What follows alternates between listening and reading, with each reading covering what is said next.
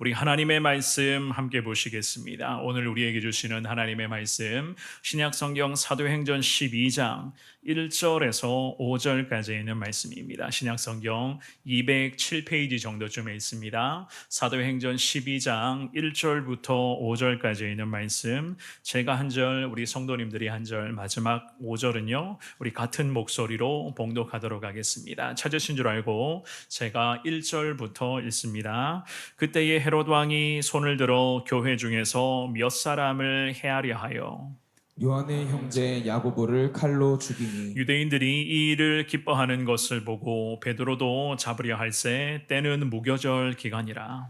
잡음에 옥에 가두어 군인 내식인 내 패에게 맡겨 지키고 유월절 후에 백성 앞에 끌어내고자 하더라. 같이 봅니다. 이에 베드로는 옥에 갇혔고 교회는 그를 위하여 간절히 하나님께 기도하더라. 아멘. 오늘 주시는 이 귀한 말씀을 통하여서 우리의 인생에도 기도만이 최고의 해결책인 것을 믿습니다. 이 주님을 향한 믿음의 고백이 더 확고하게 정립이 되는, 그야말로 하나님의 은혜가 넘치는 복된 예배, 거룩한 이 주님의 말씀 될 수 있기를 주님의 이름으로 축원합니다. 지난 대통령 선거를 위해서 각 정당마다 한참 후보를 선정하는 그 과정에 보도된 신문 기사의 제목과 그 내용을 제가 읽은 적이 있었습니다. 조간신문 기사의 그러한 내용이 이랬습니다. 제목이요, 대권 주자 필수 방문 코스 한국의 대형 교회. 대권 주자의 필수 방문 코스가 한국의 대형 교회다라고 하는 그러한 제목을 가진 신문 기사의 내용이었습니다. 제목부터가 뭔가 좀 의미가 있지 않겠습니까? 제가 어떠한 내용인가 대충은 예상이 되기 때문에 제가 신문 기사를 쭉 한번 읽어보았습니다. 그랬더니 내용은 이래요. 교회에 많은 표가 몰려 있다. 한국 대형 교회에 참 많은 표가 몰려 있다는 그러한 내용들을 쭉 장황하게 쭉 서술을 해놓았더라고요. 그러면서 새벽부터 대권 후보자들이 교회에서, 특별히 대형 교회를 이야기를 하는 거겠죠. 대형 교회에서 예배를 드리면서 표심을 챙기고 있다라는 것을 신문 기사의 제목으로 쭉 내놓았습니다.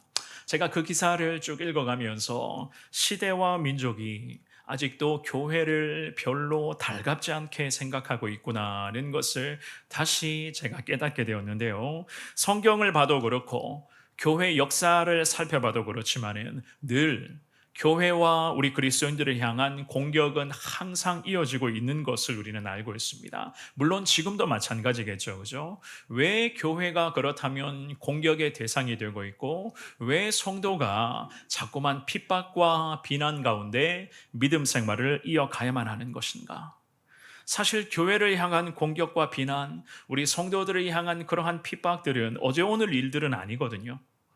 특별한 잘못이나 실수를 하지 않았음에도 불구하고 여전히 세상은 교회를 비난하고 부정적인 시선으로 바라만 보고 있습니다. 게다가 교회가 대한민국 사회 가운데 여러 가지 많은 봉사도 행하고 있고 사랑을 베푸는 그러한 사업이라고 할까요? 그 구제 사업이나 여러 가지 많은 선한 일들을 계속 교회가 앞장서서 진행하고 있음에도 불구하고 그러한 장점들을 부각시키기는커녕 약간의 잘못도 마치 큰 잘못을 저질렀던 것처럼 과장하여 부풀이면서 이야기하는 그런 모습들이 얼마나 많은지를 모르겠습니다. 게다가 이단의 집단들이 그 여러 가지 그런 나쁜 행태들이 이단의 집단 가운데 나타나고 있음에도 마치 그 이단 집단으로부터의 나쁜 모습들이 한국 교회의 전체적인 모습인 걸로 염두에 놓고 그것을 일컬어서 교회가 잘못하고 있다라고 이야기하고 있는 부분들도 참 많이 있죠. 그죠? 또한 사탄의 문화, 이 사탄의 문화가 여러 가지 죄악된 모습으로 나타나여서 빠른 속도로 교회와 성도들의 삶의 현장에 침투하고 있는데 사실상 이것들을 막아낼 수 있는 힘이 참 많이 붙이고 있다는 것이 지금 한국 교회의 현실적인 모습이자 성도들의 영적 상태의 현주소가 아닐까 그런 생각도 해보게 됩니다. 교회의 숫자는요 점점 더 이 땅 가운데 사라지고 있고, 물론 그리스도인들의 그런 숫자, 믿는 사람들의 그런 수치적인 부분도 자꾸만 줄어가고 있다는 것이 지금 한국 교회가 마주하고 있는 우리가 지금 마주하고 있는 현실적인 문제이기도 하죠. 그죠? 이런 사실들이 얼마 전에 제가 통계로 한번 보게 되었는데요. 20대의 청년 그리스도인들의 비율이 전체 기독교 비율로 비교해 보자면 약 9% 정도라고 이야기를 하고 30대 성도들의 비율은 전체 한국교회 성도들의 비율에 대비하면 11% 정도에 불과하다는 통계를 제가 얼마 전에 이 통계를 제가 본 적이 있었습니다. 오늘 2부 예배 나오신 사랑하는 여러분, 늘 세상은 교회와 우리 그리스도인들을 향해서 이런 식이었습니다. 늘 이런 식으로 공격하고 때로는 비난하고 때로는 부정적인 시선으로 계속 바라보고 있습니다. 그렇다면 왜 이러한 현상들이 계속 이어지고 있는 것일까? 성경을 봐도 그리고 교회 역사를 살펴봐도 왜 이러한 어려움의 문제가 계속 나타나고 있을까? 도대체 그 원인이 과연 무엇인가?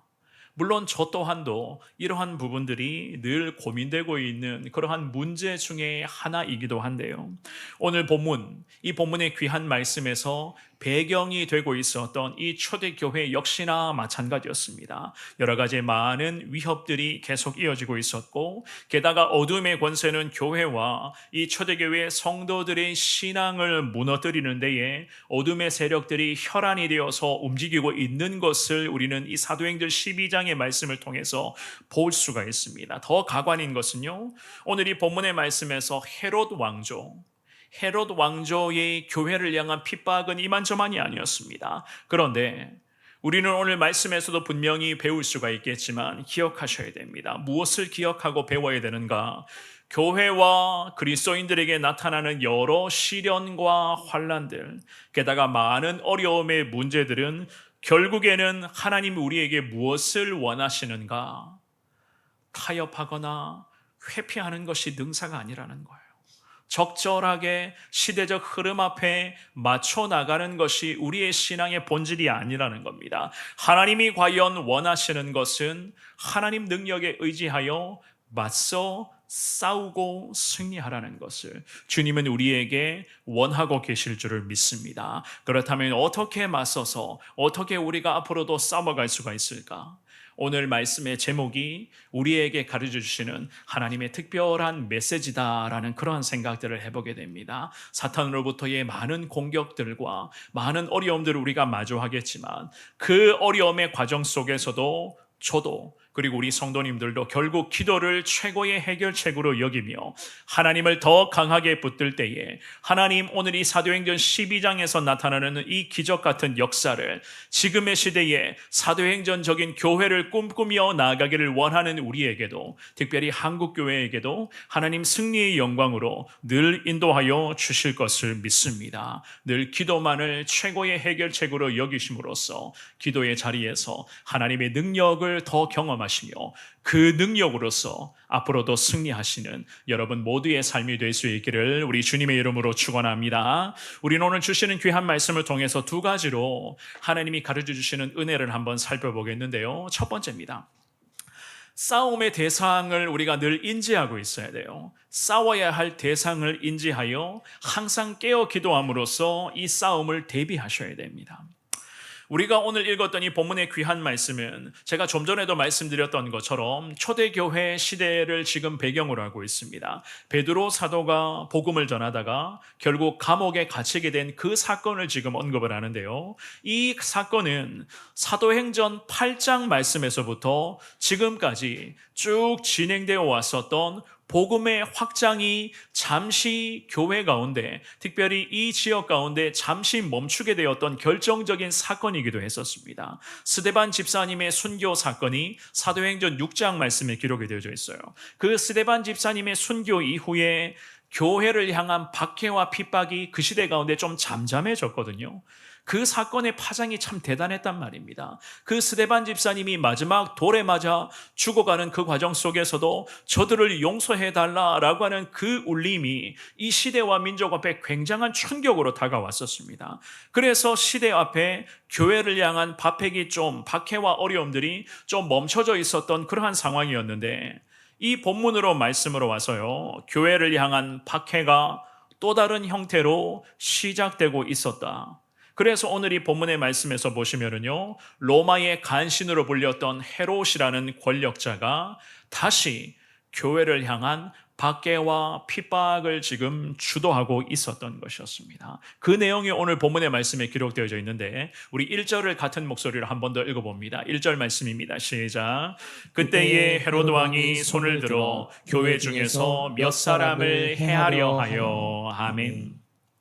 성경을 보시면은요, 시대를 대변하는 악한 권력자들에게는 호칭이 있었다는 것을 우리가 잘 알고 있잖아요. 오늘 본문의 이 헤롯도 물론 마찬가지였습니다. 헤롯이라고 하는 이 인물이 갖고 있었던 상징성은 그야말로 사탄 그 자체였습니다.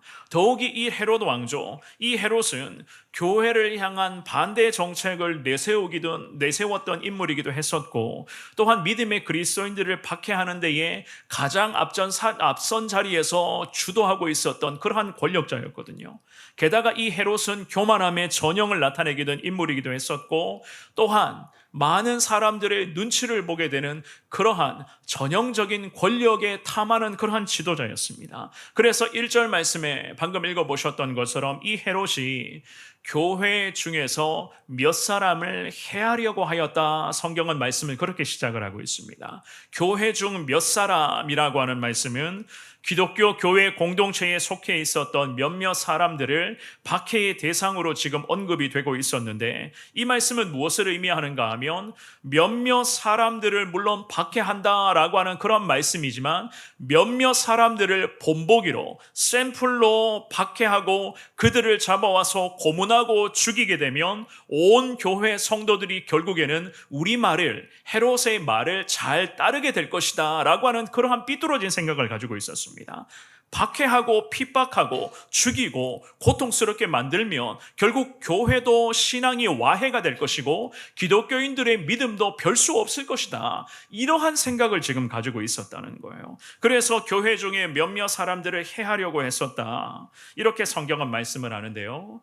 또 다른 한편으로 보면은 사실 이 헤롯이 얼마나 비겁한 사람인가를 알 수가 있습니다. 왜냐하면 몇몇 영향력 있는 교회의 지도자들만 죽이면 된다.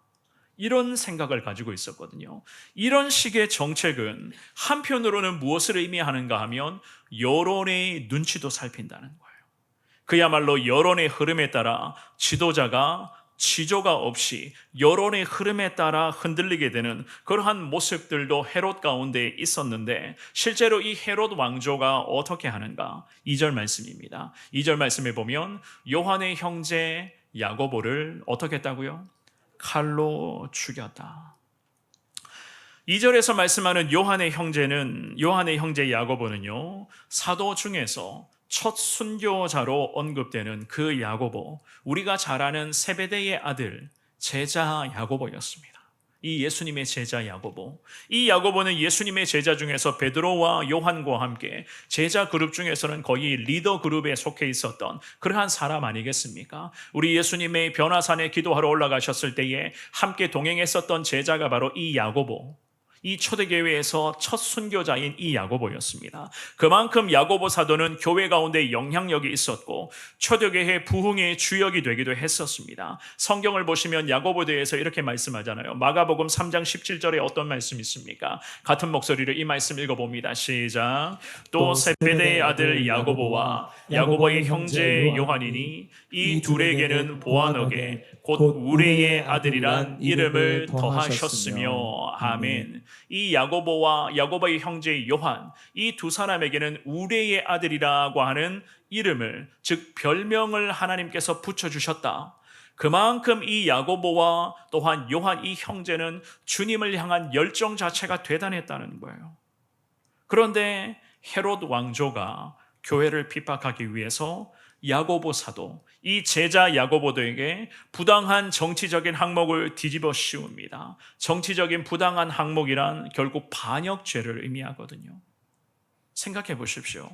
하나님의 제자, 예수의 복음을 전하는 제자 야고보가 정부를 반역한다, 반역죄를 저지른다. 과연 복음을 전하면서 교회를 섬기는 목회자이자 거룩한 사도에게 가당치나 하는 이야기입니까? 예나 지금이나 교회를 핍박하고 하나님 나라를 위해서 살아가는 믿음의 사람들을 괴롭히는 형태라고 할까요? 그러한 형태들은 참 비슷하게 나타나고 있어요. 지금의 시대도 사실 마찬가지거든요. 지금의 한국 교회를, 그리고 이 시대의 목회자들과 믿음의 성도들을 주적으로 여기는 어둠의 세력들이 곳곳에 지금 있는 것을 우리는 잘 알고 있지 않습니까? 교회를 향해서 여전히 이야기를 합니다. 이기적이라고. 한국 교회는 너무 이기적인 집단이다라고 이야기를 합니다. 예수님께서는 약자 편에서 약자를 섬기고 약자를 위한 예수님이셨는데 왜 한국 교회가 예수님을 따른다고 하면서 예수님을 믿는다고 하면서 약자를 챙기지 않는가, 이러한 이야기를 하고 있거든요. 오늘 예배에 나오신 사랑하는 여러분, 그렇습니다. 우리 예수님 맞아요. 약자 편에서 가난한 자들, 불쌍한 자들, 그 시대의 고아와 과부를 위해서 도와주신 우리 예수님 맞습니다. 그런데 우리가 반드시 기억하셔야 될 것은 무엇인가 하면, 예수님 어디까지나 죄는 멀리 하셨고 죄는 예수님이 미워하셨다는 거예요. 예수님이 가난한 자들, 불쌍한 자들, 시대와 민족 가운데 소외되어 있는 자들과 물론 함께 하시는 우리 예수님이셨지만 그들의 죄악까지 다 용인하시진 않으셨습니다. 그들의 죄악된 부분들을 예수님께서는 반드시 지적을 하셨단 말이에요. 우리가 지난 특별 새벽 기도 때에 요한복음 4장에 있는 말씀을 새벽마다 살펴보셨잖아요. 그 말씀을 잘 보시면 대낮에 물을 뜨러 나올 수밖에 없었던 그 사마리아 수가성에 살았던 여인, 그 여인을 예수님이 만나 주셨습니다. 그 불쌍한 여인, 시대와 민족 가운데 철저히 소외되고 따돌림 당하고 있었던 그 여인에게 예수님이 생명수의 거룩한 복음을 허락하시면서 여인에게 어떤 말씀을 하셨습니까? 남편이 5이나 있었던 것을 말씀을 하셨고, 게다가 지금은 6번째 남성과 함께 동거하고 있는 것을 예수님이 지적을 하셨잖아요. 그러면서 예수님이 그 여인에게 영원히 목마르지 않는 생명수를 주님이 공급해 주셨지 않습니까? 그냥 주신 게 아니란 말입니다. 그녀의 정상적이지 않는 죄악된 부분의 삶을 예수님은 깨닫게 하셨고, 그것을 통해서 회복의 은혜를 열어주셨고, 그 회복을 통해서 영원히 목마르지 않는 생명수를 예수님께서 그 여인에게 허락하여 주셨거든요. 요한복음 4장 13절 14절 말씀, 우리 두 구절의 말씀 읽어봅니다. 시작. 예수께서 대답하여 이르시되 이 물을 마시는 자마다 다시 목마르려니와 내가 주는 물을 마시는 자는 영원히 목마르지 아니하리니 내가 주는 물은 그 속에서 영생하도록 솟아나는 샘물이 되리라. 아멘. 우리 예수님 이렇게 하셨단 말이에요. 그냥 예수님 마냥 가난하다고 해서, 불쌍하다고 해서 예수님이 다 품어주셨는가? 물론 다 품어주셨죠.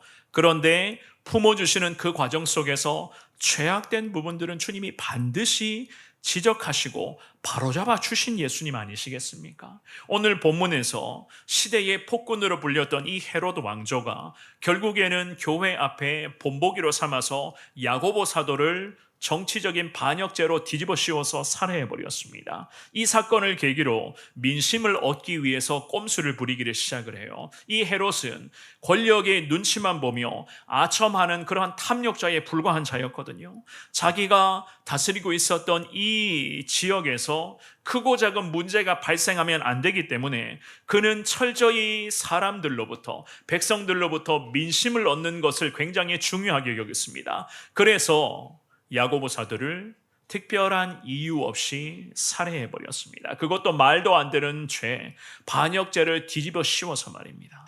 그런데 더 기가 막힌 것은요, 자기가 이 헤롯이 마치 하나님인 것처럼 행세를 하죠. 그죠? 이 사람 원래 이런 사람이었어요. 사도행전 12장의 21절과 22절 말씀 한번 볼까요? 이 두 구절의 말씀 같은 목소리로 읽어봅니다. 시작. 헤롯이 나를 택하여 왕복을 입고 단상에 앉아 백성에게 연설하니 백성들이 크게 부르되 이것은 신의 소리요 사람의 소리가 아니라 하거늘. 아멘. 원래 이런 사람이었습니다.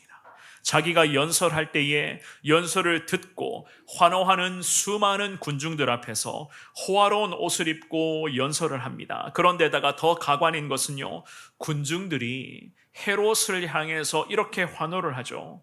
사람의 소리가 아니라 마치 신의 소리와 같다.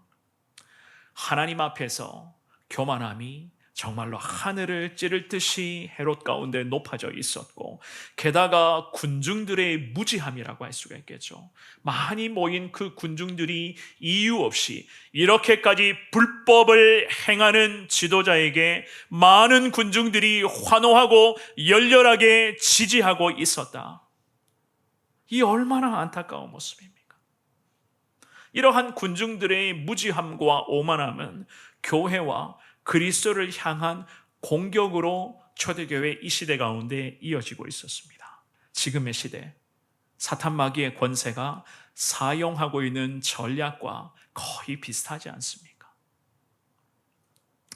사랑하는 여러분, 성경은 우리에게 늘 말씀을 합니다. 복음대로, 하나님의 말씀대로 순종하며 살아갈 때에 고난과 박해는 늘 이어지기 마련이라고 합니다.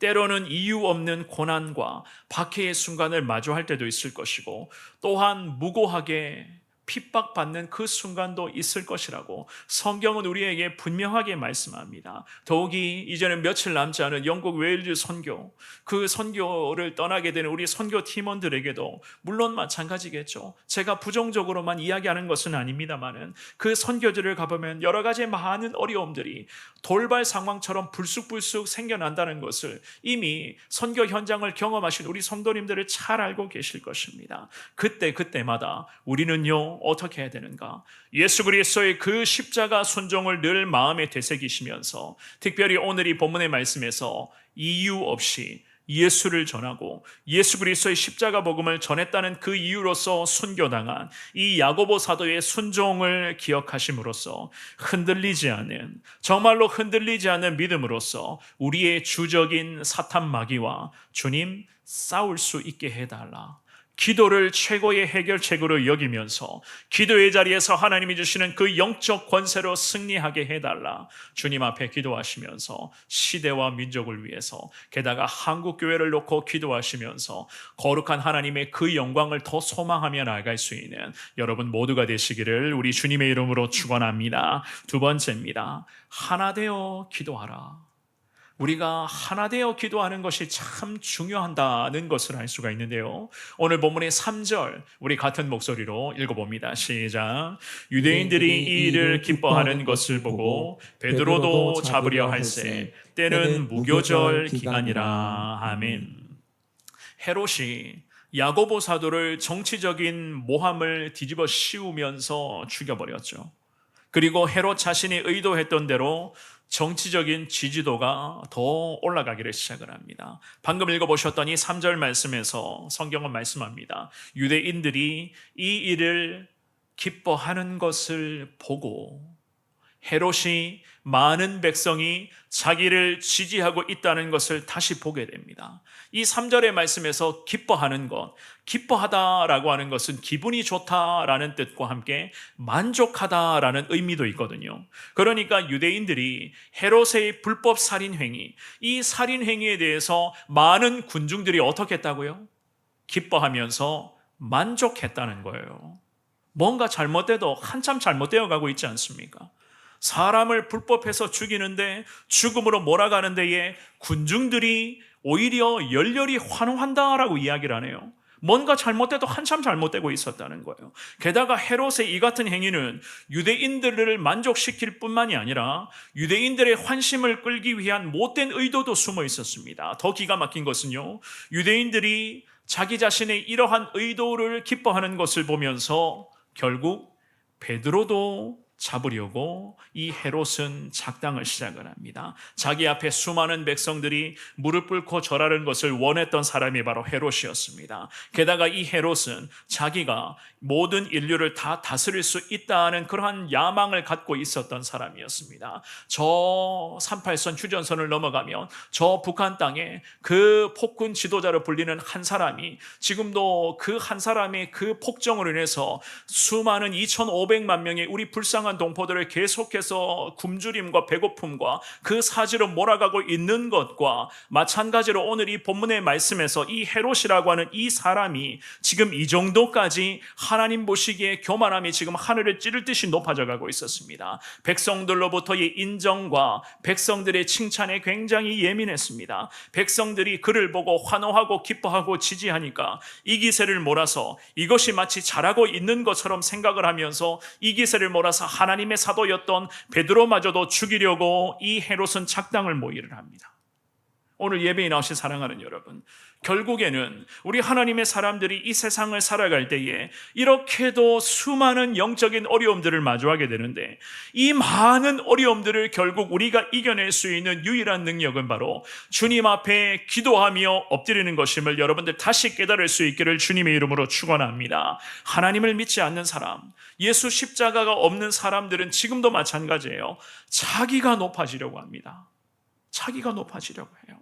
가장 꼭대기에 위치한 그 자리에 오르려고 지금도 혈안이 되어 있습니다. 더 기가 막힌 것은요, 스스로를 향해서 신격화하는 사람들이 여기저기서 얼마나 많이 생겨나는지를 모르겠습니다. 이 나라와 민족뿐만이 아니라 저 북한 땅에도 마찬가지고 지구 곳곳을 보시면은요, 참 많은 권력을 가진 그러한 사람들이 가장 높은 자리에서 얼마나 많은 횡포를 부리고 있습니까?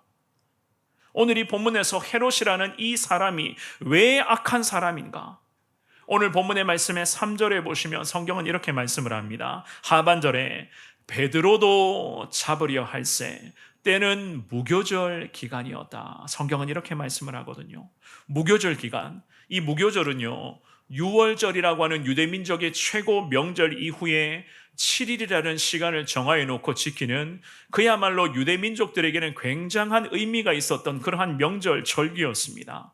애굽에서 해방된 그 역사를 기념하는 절기였는데요, 누룩이 없는 이 민족들이 애굽에서 탈출을 할 때에 누룩이 없는 무교병을 먹었다는 것을 의미를 하면서 그것을 한 주간, 6월절 명절 이후에 한 주간의 기간을 정해놓고 이 명절을, 이 절기를 유대민족들은 지키곤 했었습니다. 이러한 유대민족들의 무교절 기간에는 범죄를 저질렀던 사람이다 할지라도 재판도 그리고 체포도 할 수 없는 특별한 처벌이나 처형을 진행해서는 안 되는 것이 이 유대민족들의 문화였거든요. 우리 민족이 해방되었던 광복절이나 특별히 3.1절 같은 그러한 날이 되면은요, 우리 민족들이 보통은 범죄를 저질렀던 사람들을 사면을 하잖아요. 그러한 사면을 하는 것처럼 그러한 개념으로 이 유대민족들에게는 이 명절 기간만큼은 범죄를 저질렀고 여러 가지 그러한 나쁜 짓을 일삼았던 사람들도 처벌하지 않고 체포하지 않는 그러한 그들만의 독특한 문화가 있었단 말입니다. 그런데 헤롯은 그러한 문화를 다 알고 있었어요. 그럼에도 어떻게 했습니까? 유대민족들의 최고 절기였던 무교절 기간에 이 베드로를 체포해버립니다. 4절 말씀 한번 볼까요? 오늘 본문의 4절입니다. 시작. 잡음에 옥에 가두어 군인 내식인 내 패에게 맡겨 지키고 6월절 후에 백성 앞에 끌어내고자 하더라. 아멘. 결국 무교절 기간에, 명절 기간에 초대교회의 가장 영향력 있었던 지도자, 오늘날로 말하면 목회자였던 베드로가 결국 체포되었습니다. 이 베드로가 이번에 체포된 것은 공식적으로는 3번째였거든요. 하지만 베드로 사도의 이러한 모습에 우리 예수님의 십자가 정신은 분명히 녹아지고 있었던 것이었습니다. 예수님 십자가 복음을 위해서라면 이러한 고통과 고난을 감수할 수 있다는 것이 그 시대의 사도들, 특별히 오늘날로 말하면 목회자들과 성도들의 신앙의 정신이었어요. 이미 야고보 사도가 불법 살인죄를 뒤집어 씌워서 불법죄를 뒤집어 쓰고는 순교했거든요. 그 순교당한 것을 보고 그 지역에 살았던 유대 사람들이 기뻐했잖아요. 그래서 헤롯이라고 하는 이 폭군이 초대교회의 가장 영향력이 있었던 지도자 베드로까지 잡아왔습니다. 그것도 유대 민족들의 고유 명절 기간인 무교절 기간의 말입니다. 이와 같이 세상의 악한 권세는 자기 욕심과 더러운 욕망을 채우기 위해서는 수단과 방법을 따지지 않습니다. 심지어는 사람 목숨도 끊어내버리는 것이 세상의 욕망이자 그 더러운 죄악된 결과물 아니겠습니까? 법을 바꾸어가고 제도적인 부분들을 바꾸어가면서 여러 가지 상황들을 다 고의적으로 다 바꾸어가면서 결국에는 자기만을 위한 것을 추구하기 위해서 이 세상은 계속 지금도 불법을 저지르고 있는 것 아니겠습니까? 우리 예수님 시대에나 지금의 시대에나 마찬가지라는 거예요. 그래서 예수님께서 마태복음 5장 10절 말씀에 이런 말씀을 하시죠. 우리 같은 목소리로 읽어봅니다. 시작. 의를 위하여 박해를 받는 자는 복이 있나니 천국이 그들의 것임이라. 아멘. 하나님의 나라, 거룩한 십자가의 영광 가운데 복음을 전하는 믿음의 사람들에게는 고난과 박해는 필수라는 거죠. 그러한 고난과 박해를 받는 자들에게 주님은 복이 있을 것이라고 선언하시면서 어떤 축복이요? 결국에는 영원한 천국을 주님이 보장하셨다. 성경은 그렇게 말씀을 합니다. 그래서 오늘 본문에서 예수님의 제자들이었던 야고보와 이 베드로 역시나 그랬어요. 하나님의 영광을 위해서라면, 예수 그리스도의 거룩한 복음을 위해서라면 내 한 목숨 바치겠다는 거예요. 내 한 목숨 내어놓으면서 하나님의 교회가 복음으로 똘똘 무장되어서 지금의 어둠의 권세 앞에 하나님의 교회가 맞서 싸울 수 있도록 내 한 목숨 바쳐서 주님의 거룩한 은혜 가운데 희생하겠다. 이러한 일사각오의 신앙 정신으로 이 믿음의 사도들은 거룩한 복음 전해지는 사명의 현장에서 죽음을 불사하며 하나님 앞에 순종합니다. 그랬더니 5절 말씀에 성경은 어떻게 말씀을 합니까? 오늘 본문의 사도행전 12장의 5절을 우리 같은 목소리로 읽어봅니다. 시작. 이에 베드로는 옥에 갇혔고 교회는 그를 위하여 간절히 하나님께 기도하더라. 아멘. 아멘. 이러한 신앙 정신으로 무장을 하니 교회가 베드로 사도를 위해서 간절히 하나님께 뭘 했다고요? 기도하였더라. 베드로의 불법 체포 사건으로 인해서 교회는 더 예수님의 중심으로 단단해져 가기를 시작을 합니다. 성도들은 지금의 이 베드로 사도마저 체포되는 이 상황을 이렇게 해석을 했어요.